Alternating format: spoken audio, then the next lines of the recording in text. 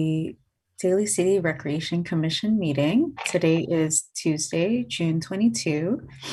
Visit Daly City's virtual meeting website to register to attend the virtual meeting via Zoom, watch the live stream of the meeting, and view the agenda at bit.ly/dcjune22. COVID-19 announcement on public meetings. Pursuant to Governor Newsom's Executive Order N-2920, members of the Daly City Recreation Commission and staff will participate in this meeting via teleconference. Members of the public are encouraged to watch the meeting via live stream at bit.ly/dcjune22. For public participation, there are two ways to submit public comment. One, send written comments by 4 p.m. on meeting day, and two, register to speak at the meeting via Zoom. To submit a comment in writing, please email active@dalycity.org and write public comment in the subject line. In the body of the email, include the item number and/or title of the item, as well as your comments. All comments received by 4 p.m. will be emailed to the Recreation Commission members prior to the meeting. Comments received after 4 p.m. will be added to the record and shared with the Commission members following the public meeting. Comments are not read aloud into the record. To speak at the meeting, you must register to join via Zoom. The city requests that you complete your registration by 5 p.m. on the meeting date. After registering, you will receive a confirmation email containing instructions on how to join the meeting, including a unique link. Your address and email will not be disclosed to the public. Public comment is limited to 2 minutes maximum. To register to speak at the meeting via Zoom, visit bit.ly/reccommMTG, so RecCom meeting. You must familiarize yourself with Zoom prior to joining the meeting. When you would like to speak on an item during the public comment portion of the meeting, you'll need to use the raise hand feature in Zoom. The city will not be providing technical support. If you do not wish to speak, the city requests that you watch the live stream on the city's virtual meeting website at bit.ly/dcjune22. Persons with disabilities who require auxiliary aids or services in attending or participating in the meeting should call the office of the city clerk at 991-8078 as soon as possible. This meeting is now called to order, and we could start first with the pledge to the flag. I pledge allegiance to the flag of the United States of America and to the republic for which it stands, one nation, under God, indivisible, with liberty and justice for all. And first up is roll call. Commissioner Pastor? Here. Commissioner Ortiz? Here. And Chair Luna? Here. Moving on, next item is the approval of tonight's agenda. Do we have a motion to approve tonight's agenda? I'd like to enter a motion to approve this evening's agenda. I second that. All in favor? Aye. Aye. And next up, for approval of the minutes for May 25, 2021. You have a motion to approve. I'll second. All of those in favor? Aye. Aye. Aye. And moving on to the director's report. Thank you very much. So tonight we have some great presentations from a few of our staff. And the first one that we're going to listen to would be our child and adult instructional baseball through Dave Nicora and Romeo Benson. Hey, good evening. Prior to the pandemic, we did have a 2019 season. We had 5 teams in 2 divisions, T-ball and farm. 5 teams in each division, 100 kids overall. And the Daly City Youth Baseball Association was responsible for children ages 9 through 13. Once 2020 hit, we had to cancel the program due to the COVID pandemic. So we had to cancel that.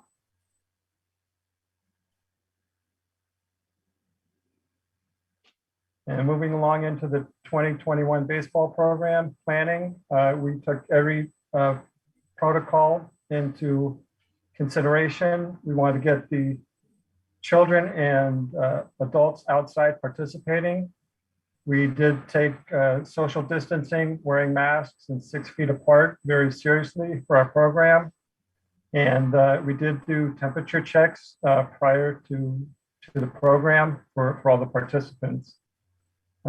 We did, with this program, want to have the children participate as well as a parent or a sibling or a guardian in the household accompany the child.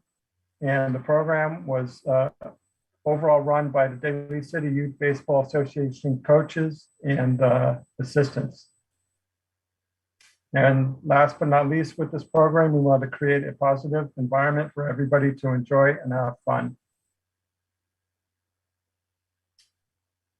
The Child and Adult Baseball program was an 8-week program. It started on April 8th, 2021, and ended May 27th, 2021. It was on Thursday nights only. We had 2 divisions, a T-ball division and an intermediate division. The T-ball division was from ages 5 through 7, and that session ran 5:30 to 6:30. And the intermediate session was for children ages 7 through 9 years old, running 6:30 to 7:30. We limited the participation in each session to 12 participants and 12 adult and siblings/guardians in each division. So overall, there was 24 participants, 24 overall combined in both programs. We did offer the use of equipment, helmets, bats, and mitts. For those children that didn't have mitts, we supplied mitts, and we did give each child and adult that participated in the program a t-shirt and a hat for the program.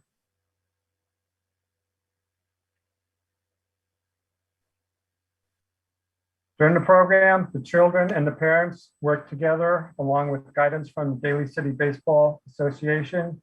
They were working on their skills, throwing, running, and sliding at bases, and all the techniques.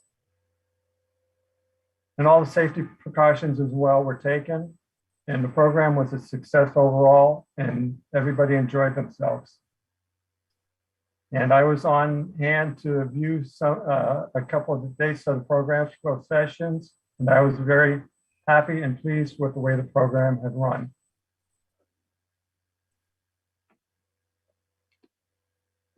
And moving along with that, at the end of the program, all the participants that participated, the players got a little goodie bag, as you can see in the middle picture. And if there's any questions you'd like to ask, I'm more than willing to answer to the best of my ability.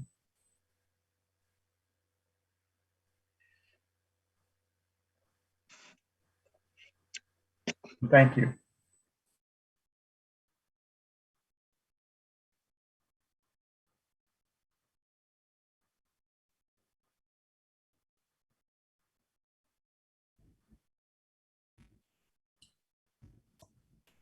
Thank you. I just had one question. I'm curious. So I understand it was limited to 24 participants. I'm curious, like, was there a lot more interest than that to enroll? Well, I think we decided to cap it at a certain number for each session because of the pandemic. And even though the program is outside, we didn't want too many people to kind of be all in one place at the same time, because we only used one field. So, and we thought that was enough space for 12 children, participants, and 12 adults plus the coaches. And we felt that was sufficient for the program. Got it. But I can confirm, working in the office, there was many calls asking to add on after we hit that limit. So there was interest. But unfortunately, because as Dave said, there was limitations that we wanted to place to make sure that everything ran safely, but there was interest. I guess the only question I have is just kind of looking a little down the line, just like let's say a year or two down the line, how big do you see this program getting? Year or two down the line, I really can't project that at this time. I don't know what the numbers will be like, but I do believe with the proper publication and advertisement of the program, it will be bigger once we get over all this pandemic crisis and things. I know we're gearing toward the end of it, but I think once we're fully past, we'd be able to get more involvement depending on advertising. Just to jump in, I know this program was just to take place in part of our youth basketball program, which was our T-ball and farm. In this case, me and Dave we're talking this morning, and we were thinking in our heads whether or not we do want to continue this program in the future, along with the T-ball and farm. Just because it was, I think the great part about this program was the fact to see the parents actually getting involved. That was the cool part about it. Baseball, it's like what Daly City Baseball Association would always tell me, baseball is dying, especially with our youth. This is a good way for baseball to get pumped up again with the parents, getting involved, enjoying, having fun with their children. It's a great opportunity to push the sport. So we'll look into it in the future, Nate. Yeah, because I was definitely curious with like how you mentioned I wouldn't say man, yeah, a lot of people say that baseball is dying. I definitely think it's just there's like a span of time right now where there's a lack of interest, and I know for a lot of recreators doing baseball, just curious on the challenges and like dealing with that particular like that lack of interest. Well, first of all, David, thank you for continuing on and working with the 24 or 124 plus kids that did participate along with their parents. And the way I think about it is that I think about the days when we were drawing neighborhood teams from the parishes and from the neighborhoods, like the Bayshore and the CYO teams that also played in our league, the Daly City League. And so I would think there would still be interest out there once we lay out a guideline on that it is available, and maybe reach back into those similar communities to get the word out, so to speak, and that we have this program going. So yeah, we had the rec centers in those neighborhoods that we can start posting when we ever decide to do the expansion to greater than 124. So hopefully we can do that. So thank you again. Thank you, Commissioner. Yeah. Thank you, Dave. Thank you, Romeo. Our next presenter will be Gina Meganini, and she has a plethora of activity going on. So take it away, Gina. Hi, everybody. I'm Gina. I believe I spoke to you guys pretty recently regarding two of the programs, but I just wanted to give a recap on them because the school year is over. A weird school year it was, but the kids are resilient and so are the staff. So I'd like to share a little bit what we did in our after-school youth recreation program. I'm going to share my screen. Let's see. Make sure everybody can see it. Yeah? Can I get some thumbs up? Sorry. All right. So again, my name is Gina. I am the supervisor of the youth recreation program for after school programming. Now in this presentation, I'll talk a little bit about the programs that we ran on campuses and virtually, and some of the events that we coordinated due to the weirdness, for lack of a better word, of this school year. The three things that we're going to be focusing on today in my presentation is going to be, the first one is Daily Fun. Daily Fun is a virtual program that we'll talk about. The other one is a small group tutoring program that we partnered with the Jefferson Elementary School District.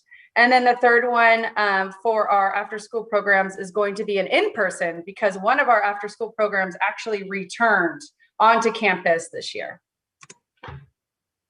So for the first one, our Daily Fun, this is a free virtual mentorship program. So basically what it is it's a Zoom room. It's a very fun Zoom room. We offer registration for all elementary school kids. And what they could do is register. And from there, we have activities set for the whole month. Our totals for the 10 months that we actually did this program was there was a total of 890 total enrolled. So 890. We averaged about 65 participants per month. This month and next month being summer, I was expecting the numbers to go down, but we have maxed out at 100 enrolled for both. Well, June has 104 because I let some kids in, but we have a lot of kids still. If you think about when we talk about we're at the end of the pandemic, these families are still in need of virtual programming and mentorship. So I was happy to see the enrollment for June and July. There's 548 unduplicate participants. So that means that we were able to touch or see or register 548. Now that doesn't mean that they came every day.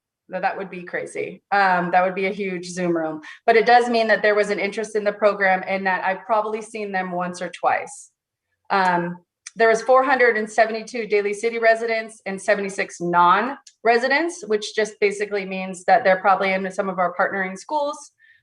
We did have a couple of kids move out of the area, but they stayed with us. But our average is 32 participants a day. So our number has been pretty consistent with 32. It jumps every once in a while to 42, and I think my highest has been 47. But on a consistent level, every Monday, Wednesday, and Friday, we have 32 kids Zooming in. At the time when I created this presentation, we had 112 hours served. We're probably at about like 114 now. So that's for the last 10 months. So this is what the Zoom room looks like. I know you probably can't feel the energy in it, and I have plans to show you a live feed. There is really cute recap videos on our social media, which is very cute, but there's no sound and kind of, you can't really see what they're actually doing. So I do have a video queued. And these are kids of all ages, as you can see. They're in home offices, they're at their family's office, they're at grandma's house, they're at grandpa's house, they're on the floor, they're in their jammies. There's a little bit of everything for our virtual program. I'm just going to stop sharing my screen here, and I'm going to share another screen. Hopefully. Just give me 1 second. All right. Can we all see this now? Yes. We see video? Okay. So this is one of our activities, and we were actually doing bubble painting. Which sounded easy enough, but it turned, I don't know if you could see right in the middle of the screen, Ella and Caden. Just keep an eye on Ella and Caden. It turns into a little bit of room management, but also a lot of it of fun. So I just wanted to share just a tidbit of kind of what we're doing here. A very tough school year, being distance learning and hybrid schedules. You guys are very resilient, and you guys are very strong and independent, and I am excited for you guys to move on to your next year of schooling. And if you guys would like to know what's going on with Ella and Caden, there's hair washing. I don't know. Can you please tell whoever's at home that I apologize? Mom, dad, grandma, grandpa, aunt, uncle, your dog, whoever is over there taking care of you guys, I apologize for the bubbles. All right. All right, guys. I hope you guys have a great, Alani, I see your hand up. So I just wanted to share a little bit about exactly what it feels like in the room. It's fun. It's definitely fun, but it's constantly managing all the kids. And when they have an after school program, like most of our after school programs that we serve, they have a voice. So they always want to talk, and they always want to tell you what they had for lunch, and they always want to tell you this and that. So it's great in the beginning of the project, and then at the end to give them that opportunity. I know a lot of good dad jokes. I ask them at the end of every Zoom if they have any jokes. So it's definitely a fun time. And I really enjoy it. I'm just going to go back to my presentation. Sorry, one more time. All right.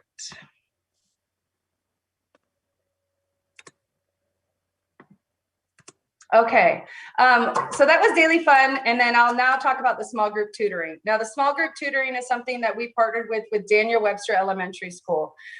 We actually offered it to all the elementary schools that we serve, which is 4 in total, but Daniel Webster was the only one with the funding from the state to help support it. Now, Daniel Webster is funded through the state because of their performance levels and their income level. So for us, we wanted to make sure that we were helping them during the school year, even if we weren't on campus. And the idea that we had along with the principal was to help support their Sound Partners reading program. So the Sound Partners is actually a full curriculum. It's for grades kindergarten through 2nd who are learning to read, and then there's intervention for 2nd and 3rd graders. So this is kids that are behind in reading. They're behind in phonics, they're behind in spelling, and it's really a direct one-on-one instruction. With the direct one-on-one instruction, obviously we're not going to be standing next to them or with them. It's all virtual.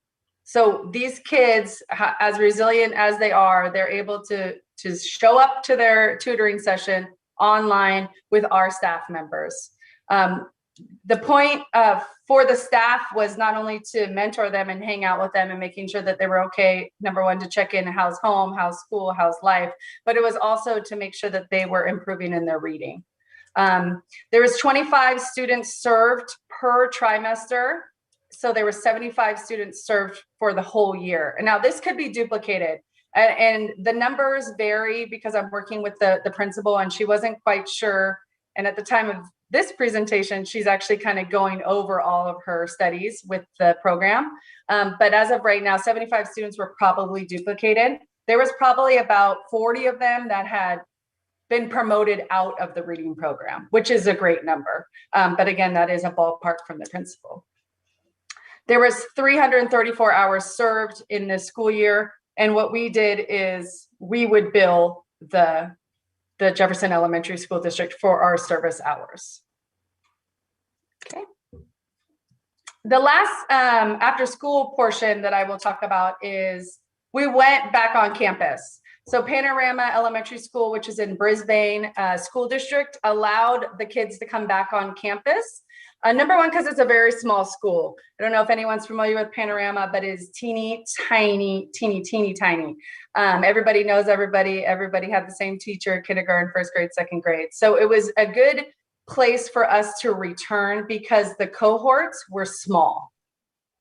We were able to serve small cohorts. We had 17 students total enrolled. We had a max participant availability of 24, which was 8 students per cohort. The cohorts were kindergarten and 1st grade, 2nd and 3rd, and then 4th and 5th.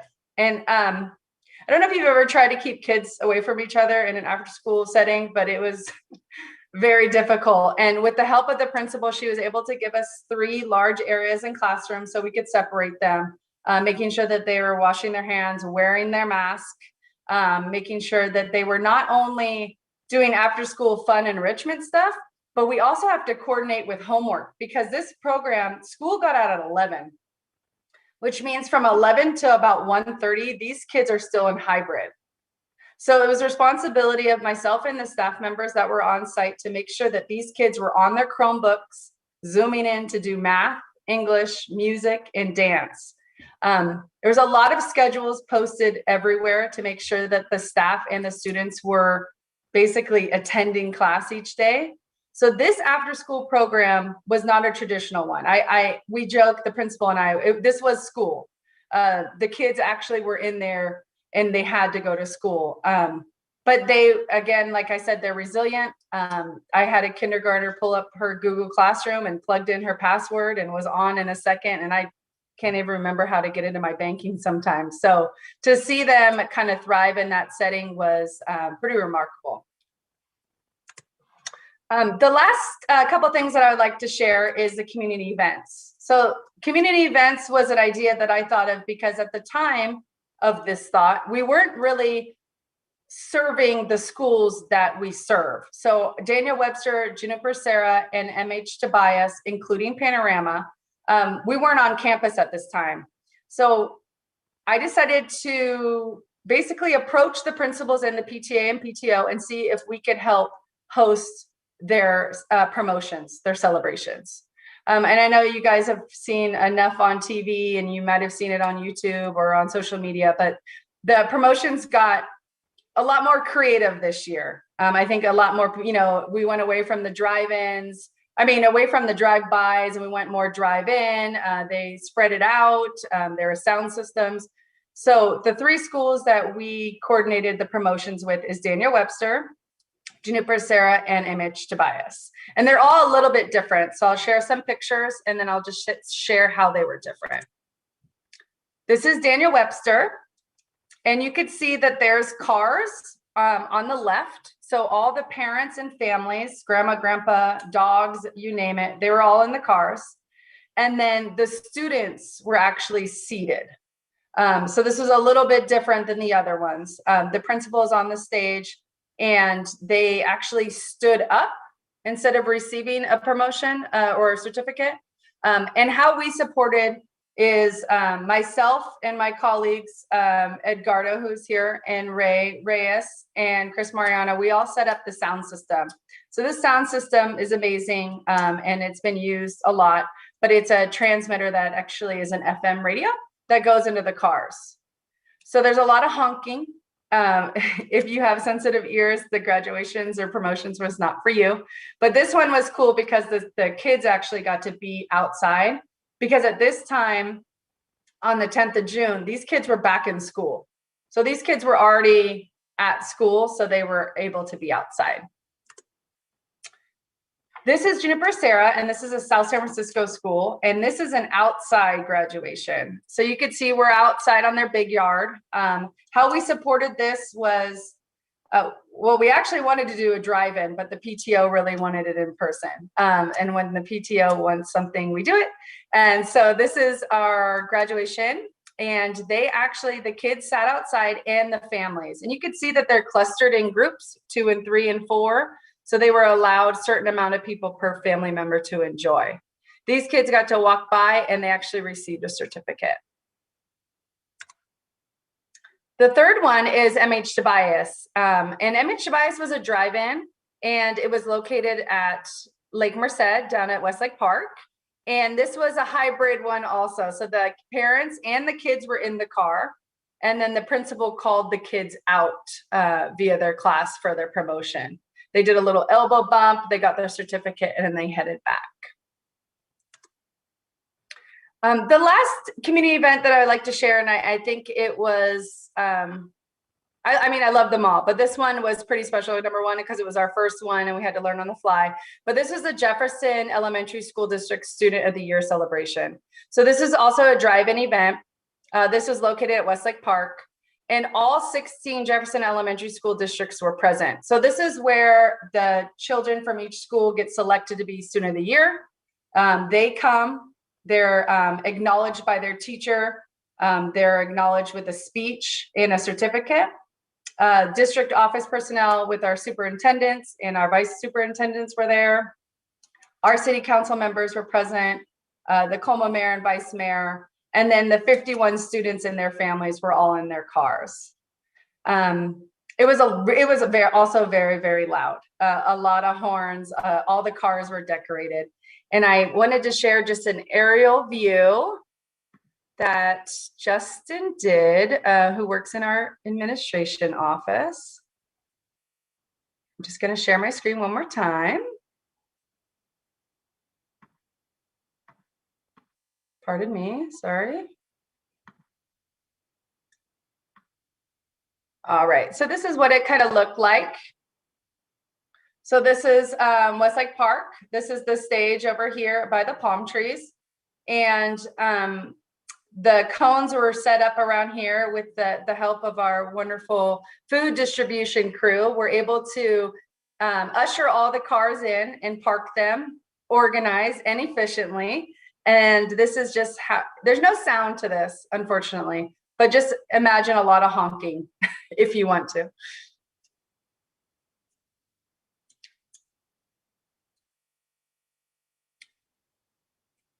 to be acknowledged as Student of the Year is a huge accomplishment for any child, but to have a district honor them and have it being able to still have the event during these times, the families and the kids were really appreciative of it. And then I think I am done, but let me just share one more time. Yeah, that's it. I'm done. Is there any questions?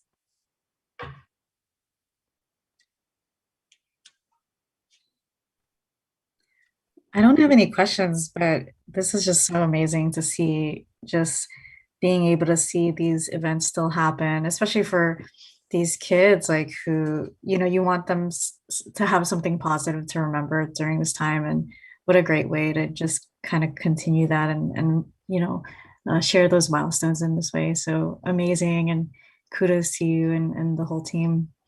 Yeah, no, thanks. It was what you don't see is all the crazy long meetings with the PTO and the janitor and the custodian and everything like that. But it was so nice to see these kids like really happy to see everybody and to be able to walk in front of a stage or on a stage or whatever it was. They were so happy, and it was great to be a part of. So great. Looks like you had weather on your side as well during those events. So I did. plus. The South City one was, everyone was like, come on. And it was funny because we had to keep stopping because of the planes. Oh. And because it was too loud, we couldn't hear anything. But yeah, the sun was out. It was beautiful, all the events. Thank you, Gina. You're welcome. And staff. Absolutely. Yes. Gina, just wanted to shout out your Daily Fun program for sure, because the numbers on that, like, a lot of people don't realize that you need to have contact with around 700 to 800 students just to have a daily participation of 30 to 40 every day. So definitely congratulations on that, because I know, like, with the pandemic and everything, I feel like this has been like a relief for you now that a lot of this is like the heavy Zoom meetings, the heavy Zoom participation with youth, especially doing after school projects. It just makes me really excited to see what our recreation staff from top to the bottom could do moving forward. And again, thank you so much for all the work that you've done. No, thank you. Yeah, it's you kind of realize how cool your activity is with how many kids that show up, because they have the calendar ahead of time.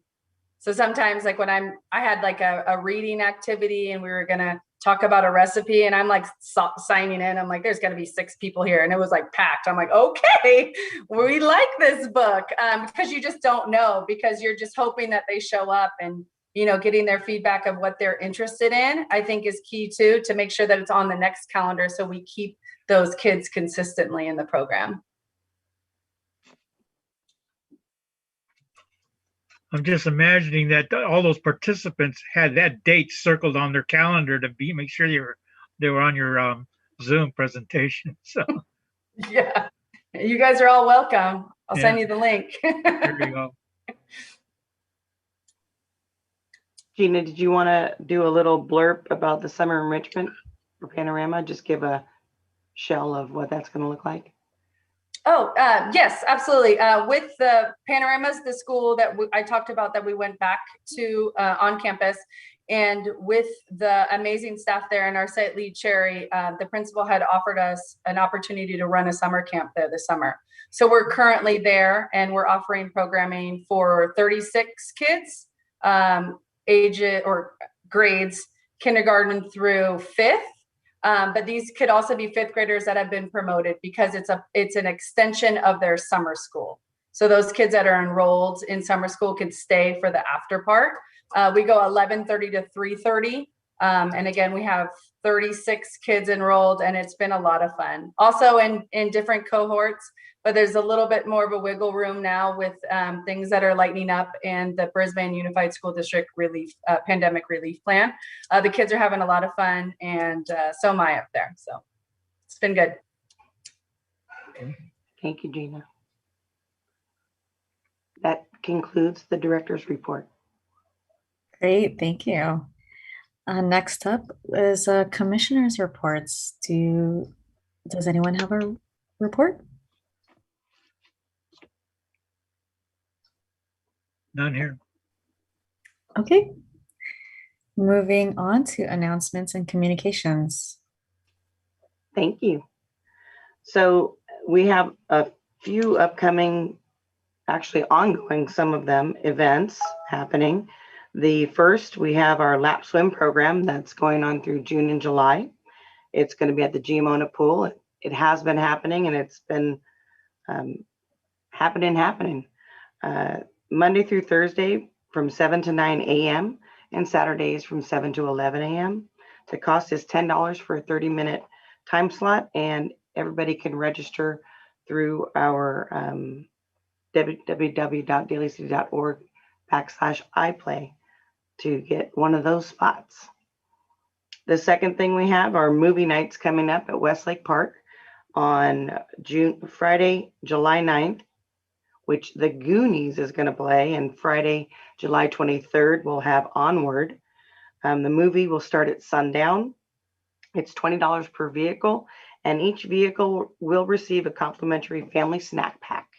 So remember to follow us on Instagram and Facebook at Daly City Rec for updates. Next, we have the ARC Blended Learning Lifeguard course at the Gmona pool on Monday, July 12th through Wednesday, July 14th from 9 a.m. to 2 p.m. The cost is $193 for residents and $242 for non-residents. And for more information, contact Chris Mariano at cmariano@dalycity.org. And the last thing is the Cold Summer Nights. It's recreation time with your family. It's going to be at Gellert Park, 50 Wembley Drive on Friday, July 16th from 4 to 6 p.m. And there will be kickball, basketball, Zumba, and walking. And then for more information, contact Jeanette Ganame at jganame@dalycity.org. And we also have one more event, July 2nd, which is a Friday. There's going to be a barbecue that our recreation staff is putting on. It's a drive-through event. It's $15 per person. You can register online on our iPlay site, and there's a specific code for the barbecue. You get chicken, potato salad, a drink, pie. Deliciousness is happening. So you just pay for it. You drive up in the back parking lot. You pick them up and you go. And it's put on by Opal and David and the crew in the kitchen making all the lunches for the seniors. So come on by if you need more information. You can also give us an email at active@dalycity.org, or you can call our main line 650-991-8001 for more information. And then to transition into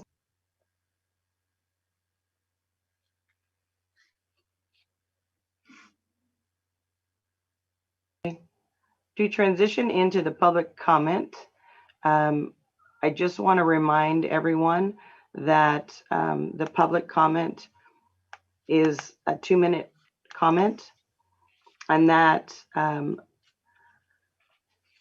the commission is unable to respond to items that are not on the agenda. So if there is anyone that would like to public comment, please raise your hand and the chair will select you. Thank you. Thank you, Denise. At this time, do we have any public comments?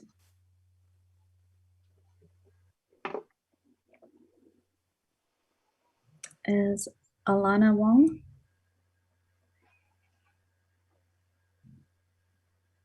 Go ahead. Hi, thanks. I just wanted to follow up. I haven't attended a meeting since pre-COVID, but I just wanted to follow up.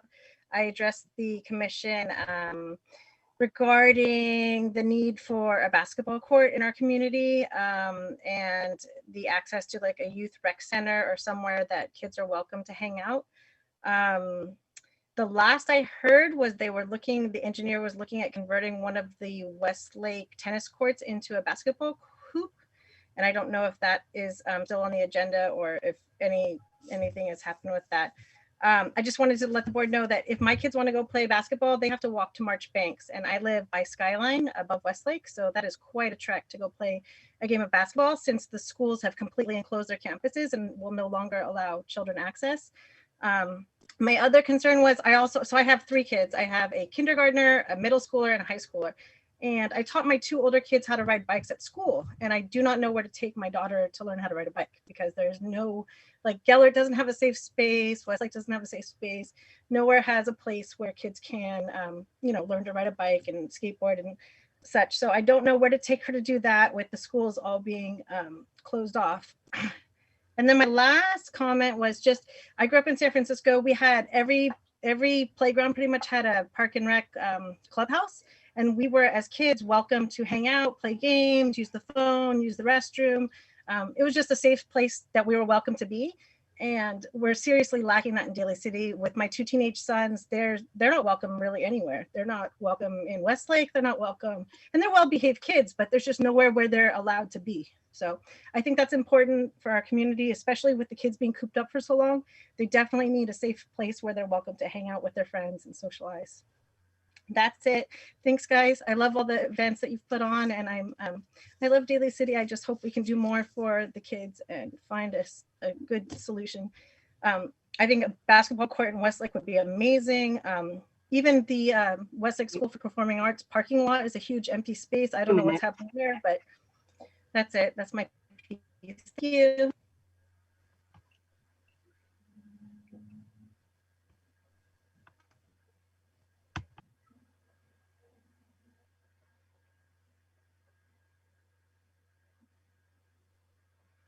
Thank you, Alana, for sharing. Does anybody want to share any other comments?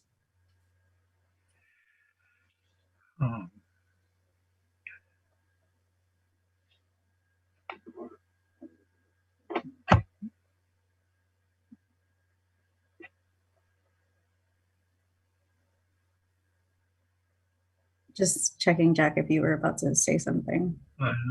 Well, just to address Ms. Wong's desire for space for the youngsters, I hear what you're saying about the public schools not opening up to using their facilities, but I know that we had the Westlake, the War Memorial up there, that a bus ride might be able to get the youngster up there, with Samtrans from your neighborhood. I'm not sure what the routes are, but with Youth Fair, they might be able to get up to the War Memorial to play basketball. And as far as learning to ride bikes, I would just need to do a research on what's the available spaces. I don't know off the top of my head where you can go. So, but I think we need to put our heads together and see what's available within reasonable distance for each community to learn to do bike riding, and outside of parking lots, So, yeah, it's a good question that maybe we could come back at to you with some ideas on that, and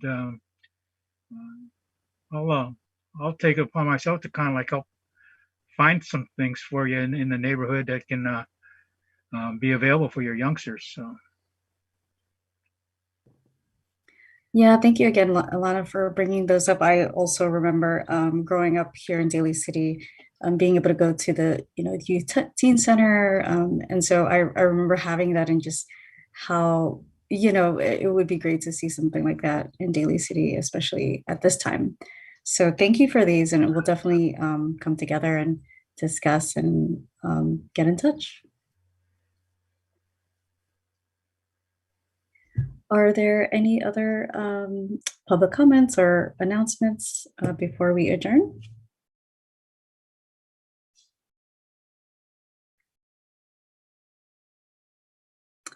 If there are none at this time, this meeting is now adjourned. Our next meeting is Tuesday, July 27 at 7 p.m. Thank you, everybody. Have a Thank good you. evening. Hey, Denise, can you hang on for a second?